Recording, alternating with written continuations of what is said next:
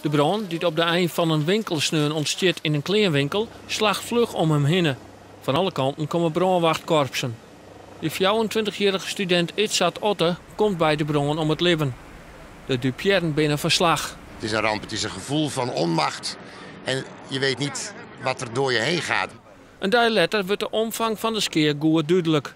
4 winkels en overwinten, waaronder het Bettenhoers van Matahari, binnenvoort als 4 beskeerdigen. Van de wenning van Boukje de Vries is niet meer oer.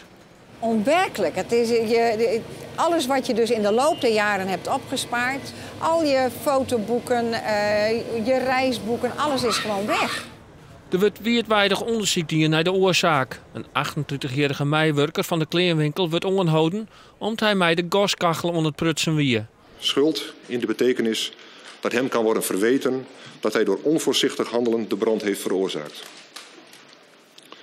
Het feit dat bij deze brand ook een dodelijk slachtoffer te betreuren valt, maakt dat de maximumstraf voor dit feit 2 jaar gevangenisstraf is. Morgen maakt het justitie bekend of de man vervolgen wordt of net. Intussen binnen de pan sloopt en is het plak kleermaker van Nijbouw. Maar de herinnering bloot.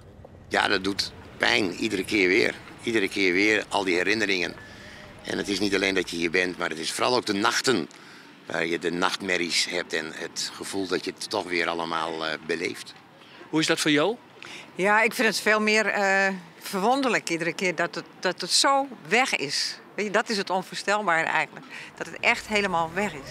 Morgen komt er eindelijk duidelijkheid over een van de grootste branden in Ljouwert. Er moet een punt gezet worden achter die dingen waarvan je zegt van hoe was dit en hoe zat dat en hoe kan het nou dit. Nou, daar hoop je dan morgen antwoord op te krijgen. En in zoverre is het een bijzonder moment. Een moment ook wat je in het hele verwerkingsproces moet meemaken.